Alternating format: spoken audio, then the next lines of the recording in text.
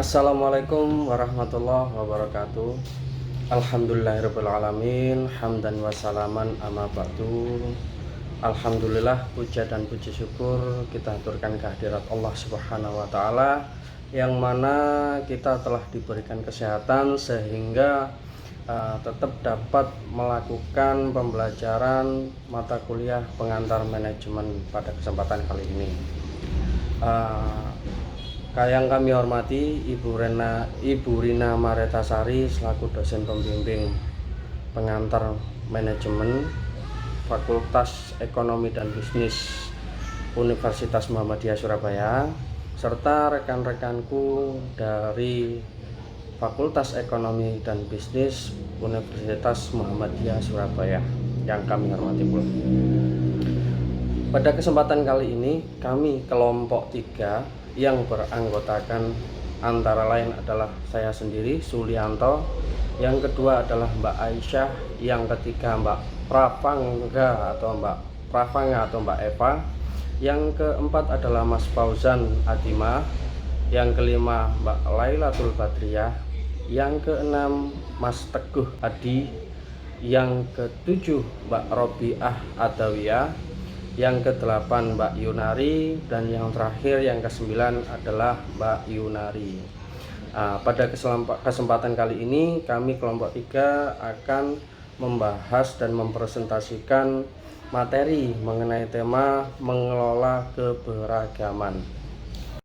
Nah, pada materi kali ini yaitu materi tentang mengelola keberagaman. Tujuan pembelajaran pada materi ini adalah diharapkan kita mampu yang pertama memahami demografi atau dinamika kependudukan manusia yang terjadi di pasar domestik dan global, serta bagaimana perusahaan meresponnya.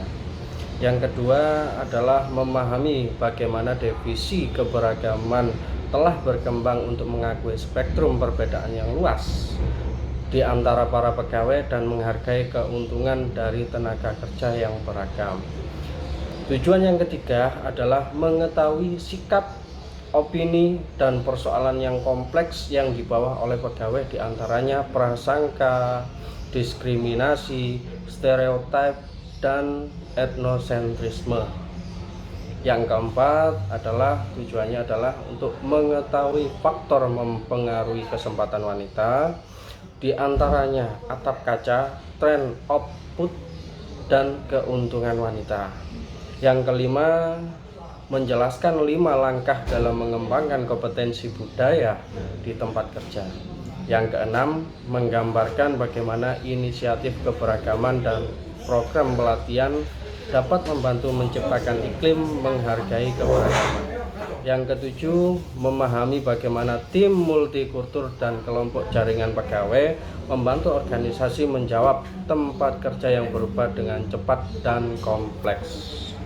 Perubahan demografi menyebabkan banyaknya keberagaman penduduk yang ada di Amerika Serikat, yakni populasi yang semakin menua, populasi imigran, serta kaum minoritas yang bertambah. Hal ini dapat membuka peluang tren pasar baru. Para manajer aktif memprioritaskan penempatan para tenaga kerjanya yang beragam untuk menciptakan budaya perusahaan. Hal ini sesuai dengan pertimbangan bahwa adanya fakta yang berhubungan antara kesuksesan finansial dengan keberagaman tenaga kerja tersebut. Keberagaman tidak hanya terjadi di Amerika Serikat saja, melainkan terjadi secara global. Saya ambil contoh seperti fenomena penuaan populasi. Adanya keragaman yang kompleks ini, baik dari sisi umur, agama, kecacatan fisik, ras, etnis, dan lain-lain inilah yang menuntut seorang manajer harus terampil, harus memiliki keterampilan dalam mengelola keberagaman tersebut.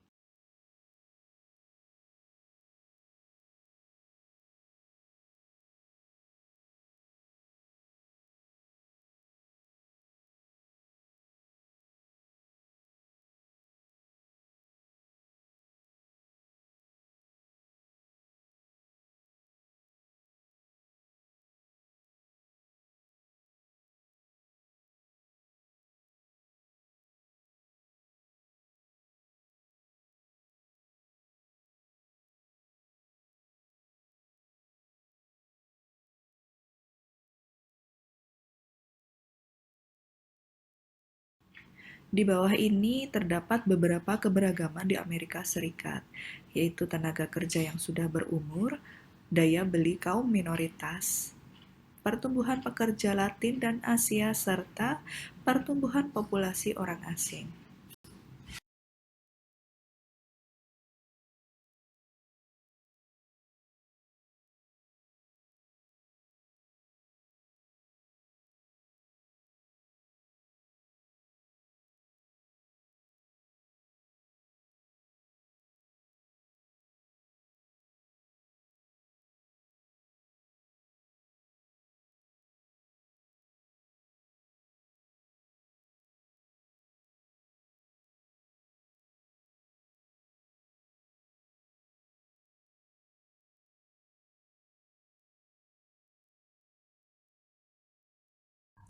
Assalamualaikum warahmatullahi wabarakatuh. Di sini saya akan melanjutkan presentasi dari teman saya yang sebelumnya mengenai keberagaman dalam skala global.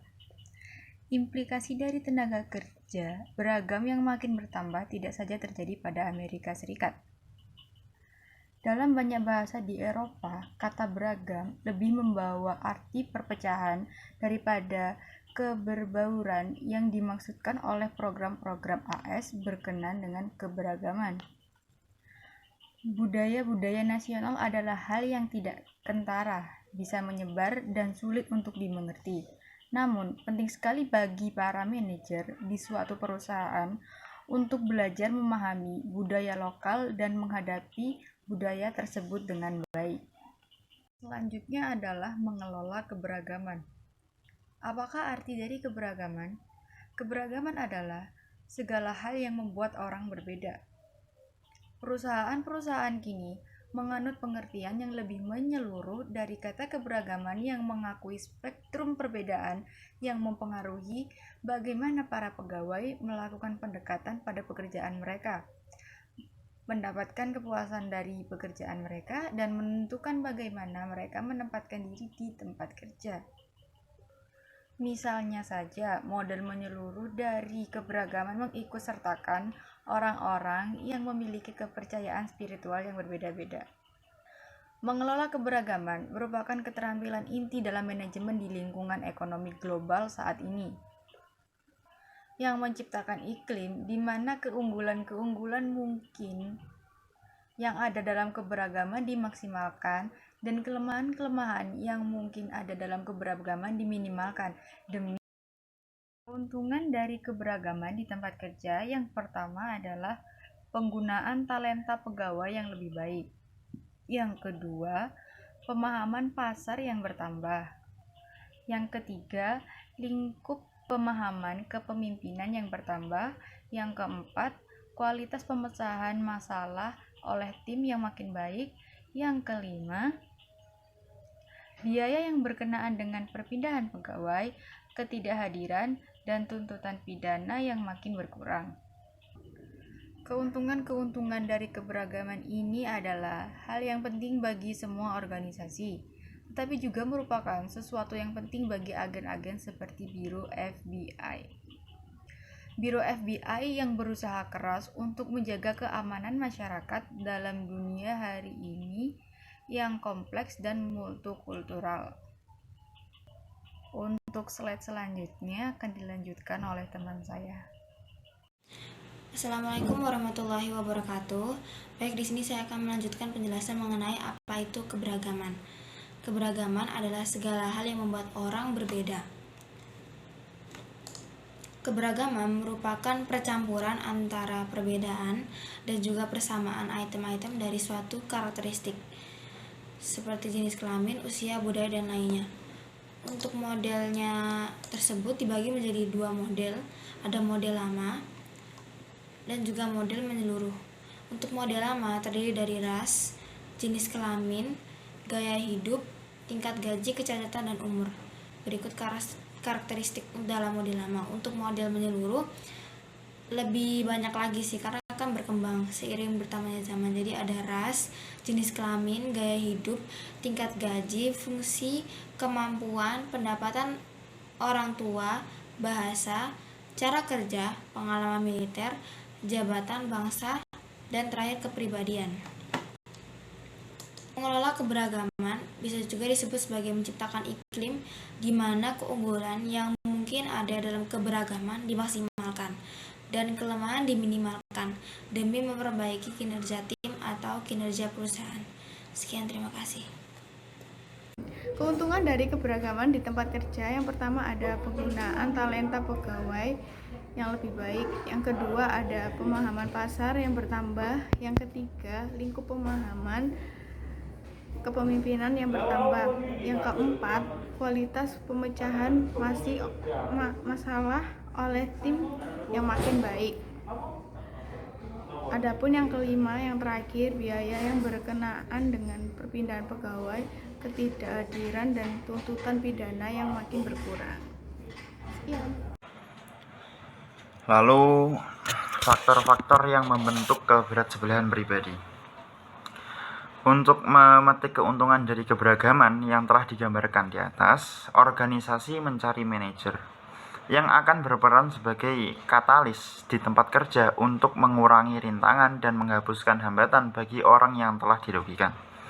Mengelola keberagaman karenanya telah menjadi hal yang harus dikuasai dalam keterampilan manajemen untuk secara sukses mengelola kelompok kerja yang beragam dan menciptakan lingkungan yang positif dan produktif bagi semua pegawai. Manajer harus memulainya dengan memahami sikap-sikap, opini, dan persoalan kompleks yang telah ada di tempat kerja atau perusahaan yang dibawa oleh para pegawai ke tempat kerja. Permasalahan ini terdiri atas beberapa faktor yang membentuk keterpihakan pribadi, prasangka, diskriminasi, stereotip, dan etnosentrisme. Prasangka, diskriminasi, dan stereotip. Prasangka adalah kecenderungan untuk memandang orang-orang yang berbeda sebagai orang yang tidak baik. Jika ada orang yang mewujudkan prasangkanya pada seseorang menjadi suatu tindakan, maka terjadilah diskriminasi. Diskriminasi memberikan bayaran pada wanita lebih sedikit daripada pada pria atas pekerjaan yang sama, berarti itu diskriminasi gender. Memperlakukan seseorang dengan kasar karena dia berasal dari etnis yang berbeda adalah diskriminasi etnis. Meskipun diskriminasi terang-terangan kini tidak sebanyak di tahun-tahun terdahulu, keterpihakan di tempat kerja seringkali terjadi secara tidak ketara. Sebagian besar dari prasangka adalah stereotip, yaitu keyakinan yang kaku, berlebih dan tidak rasional mengenai suatu kelompok atau orang-orang tertentu. Agar berhasil mengelola keberagaman, seseorang manajer harus menghapuskan stereotip berbahaya dari pola pikirnya. Dengan menggugurkan segala keterpihakan secara negatif mempengaruhi tempat kerja, seseorang manajer dapat belajar untuk menghargai perbedaan, yang berarti bahwa mereka mengakui perbedaan budaya dan melihat perbedaan tersebut dengan sikap yang dapat diterima. Untuk menciptakan sikap ini, manajer dapat belajar tentang pola budaya dan keyakinan yang dipegang suatu kelompok untuk membantu memahami mengapa orang-orang berlaku dengan cara yang mereka pilih. Segalanya akan lebih mudah bagi manajer jika dia memahami perbedaan antara dua pola pikir ini. Lalu, etnosentrisme. Bukanlah hal yang mudah untuk dapat menghargai keberagaman dengan mengakui, menerima, dan mempererat perbedaan antara orang-orang sehingga mereka dapat mengembangkan talenta untuk mereka dan menjadi anggota perusahaan yang dapat bekerja dengan efektif. Etnosentrisme dapat menghalangi tujuan ini. Etnosentrisme adalah keyakinan bahwa suatu kelompok atau subkultur tertentu bersifat superior dibandingkan dengan kelompok atau budaya lain. Etnosentrisme membuat orang sulit untuk menghargai perbedaan. Untuk memandang budaya sendiri sebagai budaya terbaik adalah kecenderungan alami di antara banyak orang. Selain itu, dunia bisnis masih cenderung menunjukkan nilai, perilaku, dan asumsi berdasarkan pengalaman dari tenaga kerja pria kelas menengah berkulit putih dan agak homogen. Bahkan, sebagian besar dari teori manajemen menganggap bahwa para pekerja memiliki nilai, keyakinan, dan sikap serupa dalam bekerja dan menjalani hidup secara umum. Teori-teori ini menganggap satu set perilaku dapat dengan lebih baik membantu suatu organisasi untuk produktif dan efektif. dan karenanya harus diatur oleh semua pegawai. Faktor-faktor yang menjadi keuntungan wanita dalam mencapai kesuksesan dalam karir. Yang pertama, ada atap kaca, yaitu halangan yang tak terlihat yang berupa stereotip ataupun mayoritas yang menghambat mereka untuk maju. Dan yang kedua, ada trend opt-out, yaitu sebuah tindakan yang diambil sebagian besar wanita untuk tidak menabrak atap kaca atau tidak berpartisipasi dalam organisasi. Dan juga hilangnya rasa ketertarikan wanita untuk menjadi pemimpin perusahaan ataupun mengejar jabatan. Dan yang ketiga, keuntungan wanita. Wanita memiliki kelebihan dalam menggunakan pendekatan secara kolaboratif yang berorientasi pada hubungan sesuai dengan lingkungan sekitar dan multikultural. Menurut James Gabrino, profesor di Cornell University, wanita dapat melakukan sesuatu hal lebih baik dari apa yang dibutuhkan masyarakat modern dengan cara memperhatikan, mematuhi peraturan, dan juga pandai berbicara, dan juga pandai dalam menjalin relasi. Hal tersebut menunjang keterampilan interpersonal wanita sebagai cara ia menyelesaikan tugas, berkomunikasi, dan memotivasi orang lain. Pembahasan selanjutnya yaitu potensi budaya. Budaya dalam sebuah perusahaan ditentukan oleh nilai, keyakinan, pemahaman, dan norma yang dipegang oleh setiap anggota dalam perusahaan itu sendiri. Meskipun ada beberapa budaya yang mengadopsi dari keberagaman, tetapi banyak juga manajer yang menciptakan kebudayaan itu sendiri. Nah, kompetensi budaya sendiri itu apa? Kompetensi budaya adalah kemampuan untuk berinteraksi secara efektif dengan orang-orang yang memiliki atau yang berbeda budaya. Tujuannya untuk memahami komunikasi dan memahami interaksi antara orang-orang yang berbeda budaya itu sendiri. Kompetensi budaya itu ada 5 langkah. Langkah pertama yaitu mencari tahu masalah yang berhubungan dengan keberagaman di dalam organisasi. Mencari tahu di mana posisi kebudayaan saat itu, bisa menggunakan dengan audit culture. Audit culture ini yaitu alat yang digunakan untuk menggali suatu masalah yang harus diperbaiki di dalam budaya perusahaan. Langkah kedua yaitu memperkuat komitmen manajemen puncak. Di sini dengan cara mengalokasikan waktu dan uang untuk melakukan aktivitas keberagaman itu. Langkah ketiga yaitu memilih solusi yang sesuai dengan strategi yang seimbang. Solusi terbaik dalam menyelesaikan keberagaman adalah solusi yang dapat menyentuh permasalahan organisasi yang paling membuat tertekan anggota-anggota organisasi. Langkah keempat yaitu menuntut hasil dan meninjau kembali tujuan-tujuan. Kinerja keberagaman harus diukur dengan tujuan numerik untuk menjamin bahwa solusi bekerja dengan sukses. Jadi untuk langkah yang terakhir yaitu menjaga momentum untuk mengubah budaya. Di sini keberhasilan dalam menjalankan 4 langkah itu merupakan awal motivasi yang kuat dalam melanjutkan upaya keberagaman selanjutnya. Berikutnya adalah inisiatif dan program keberagaman. Ada beberapa hal dari inisiatif dan program keberagaman tersebut. Salah satunya yang pertama adalah mengubah struktur dan kebijakan.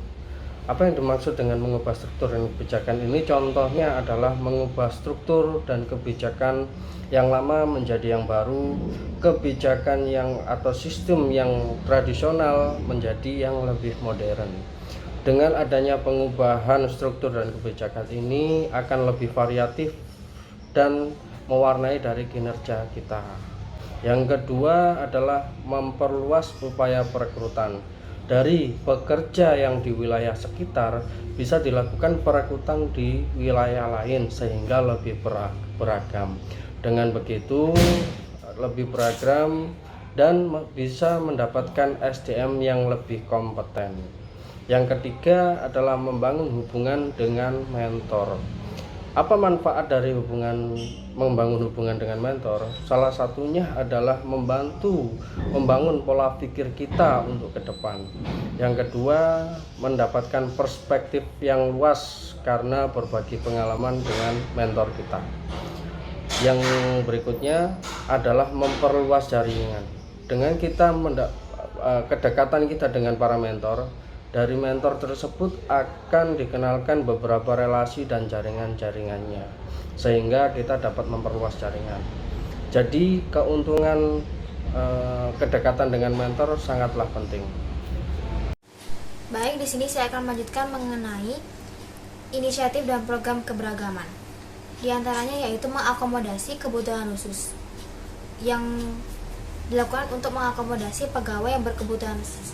Banyak orang memiliki kebutuhan khusus yang tidak disadari atau dimengerti oleh para manajer, organisasi, atau perusahaan yang ingin mengusung keberagaman dalam usahanya haruslah mencari cara untuk memenuhi kebutuhan pekerja dari berbagai usia dan tempat dalam siklus hidup, seperti yang dilakukan oleh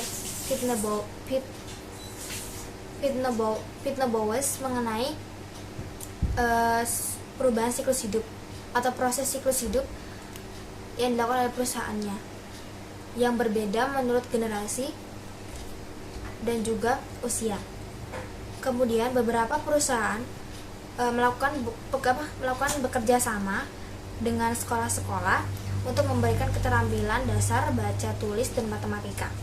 Atau perusahaan-perusahaan tersebut menyediakan program ini dalam perusahaannya secara langsung atau memperbaiki kualitas pegawainya agar sistem pendidikan dalam perusahaan tersebut dapat merata secara menyeluruh.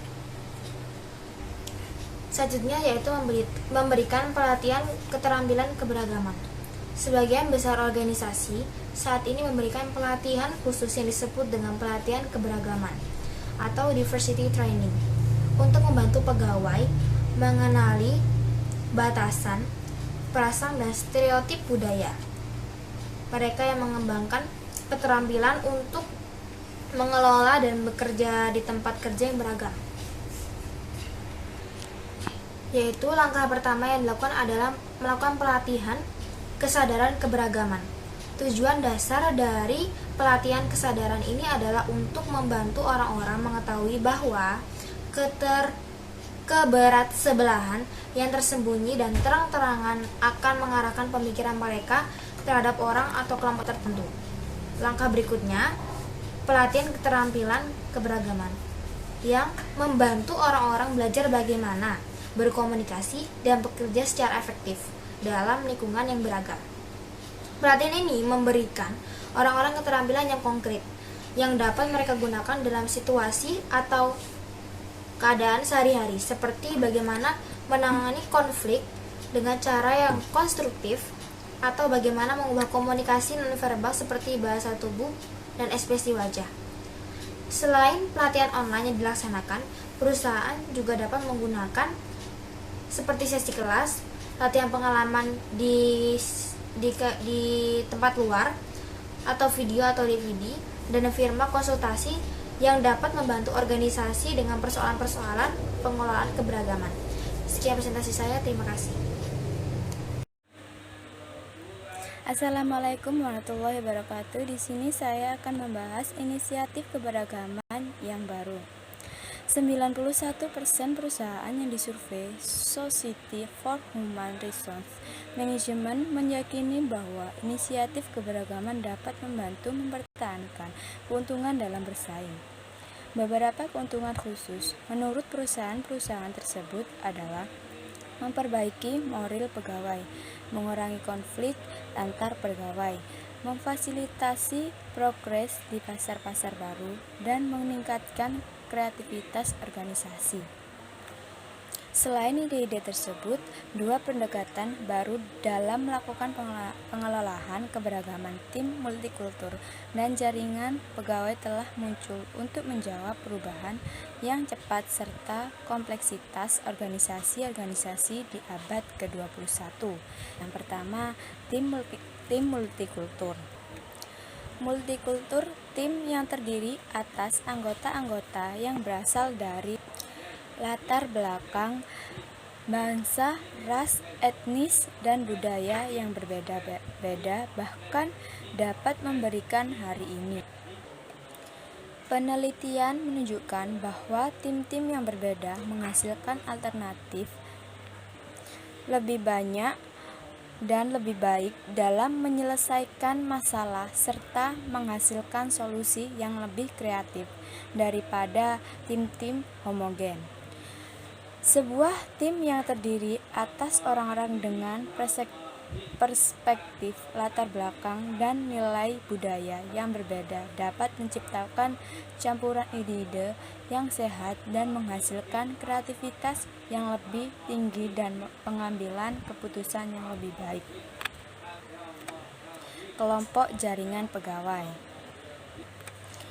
Kelompok jaringan adalah cara yang baik untuk mengurangi keterasingan sosial bagi wanita dan kaum minoritas untuk membantu pegawai-pegawai ini untuk jadi pekerja yang lebih baik dan memungkinkan anggota-anggotanya untuk mencapai kenaikan karir yang lebih besar. Kelompok jaringan pegawai didasarkan pada identitas sosial seperti gender atau ras dan diatur oleh pegawai-pegawai untuk difokuskan pada perhatian pegawai di kelompok tersebut. Sebuah karakteristik penting dari kelompok jaringan adalah bahwa kelompok tersebut diciptakan secara tidak resmi oleh pegawai, bukan oleh organisasi, dan keanggotaannya bersifat sukarela. Sekian presentasi dari kelompok kami. Jika ada salah kata, mohon dimaafkan. Wassalamualaikum warahmatullahi wabarakatuh.